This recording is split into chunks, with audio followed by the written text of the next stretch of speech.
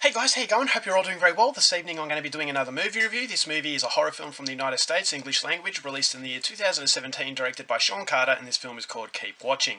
So Keep Watching is about this internet game. It's a very deadly game where a group of intruders go into a family's home, they kill them, and it's all for entertainment. And so on this particular evening, this poor family have been targeted. They've actually been equipped weapons supplied by these intruders because it's going to be a kill or be killed scenario. So this family have to understand what is going on, why they've been targeted, and at the same time try and protect themselves from the onslaught that's about to happen for the entertainment of millions of viewers on the internet. So whether or not they can survive the evening is something you're going to have to find out for yourself, because that's as far as I'm going with my synopsis.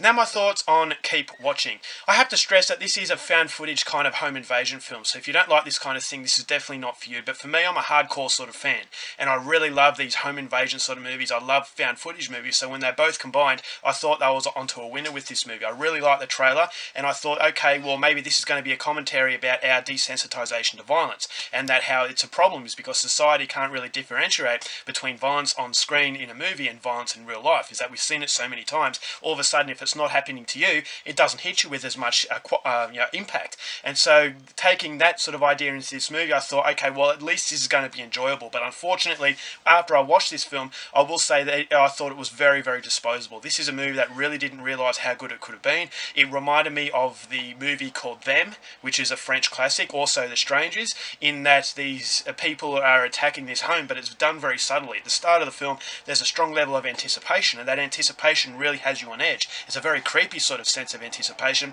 and I thought to myself, alright, well how is this movie going to execute itself? Is this movie going to be like every other movie that you've seen, or is it going to be creative? And I thought the camera angles to this movie were very creative. You've got the house has been completely wired up by these intruders, so you're seeing different sort of angles, and I thought, okay, well as far as a found footage film is concerned, at least it's trying something a little bit different. At least it's not this handheld camera that a lot of people complain about. And so it's trying to take a little bit of creativity, but unfortunately it does shoot itself in the foot to some degree, because when the suspenseful moments happen, the camera angles feel very clunky. I thought the continuity wasn't as fluent as it really needed to be to really sustain that pressure.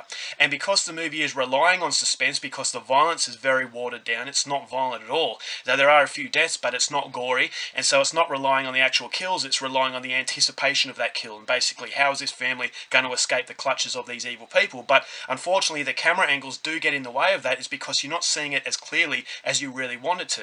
And so I thought, alright, on one hand you do take creativity, but sometimes that creativity can actually get in the way of your enjoyment if it's not done properly. And so you've also got characters in the film that you have seen time and time again. They're not unlikable, but it's a family that are coping with problems that you've seen before. It's a strong case of deja vu within these characters, and they're not good, likable enough to really root for. And so on one hand you've got the suspense that is ruined by the camera angles, and on the other hand the suspense isn't as intense because of the fact the characters don't really create a solid shadow of their own. These are characters that you've seen before. These are basically cannon fodder. These are fuzzy faces in the background that really match what a gore film should be. If you don't really care about characters, you want to see them die in the most gruesome way.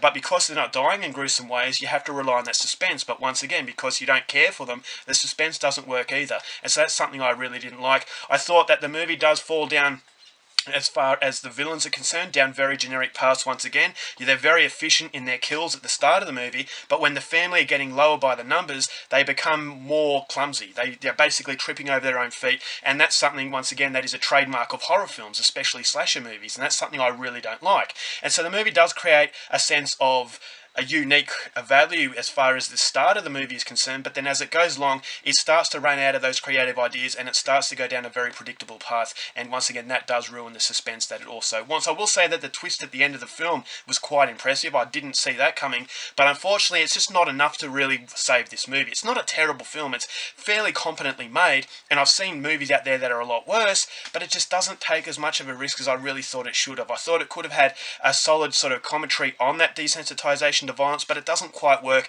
because you don't really care about anything, and that's ultimately the problem with the film. I just didn't care for it, and I'm sure that a lot of other people out there won't. This is coming from a die-hard found footage and home invasion film fan. I try to give a film a lot of leeway, but unfortunately with this, I wasn't that impressed, and I just put it on the whole pile of films that are very disposable and that you'll forget very, very soon. So overall, for Keep Watching, not coming recommended. I'm only going to give this one 1.5 stars. Alright guys, that's it for my review. Hope you enjoyed it. Till next time, keep watching movies, and I'll see you later. Bye.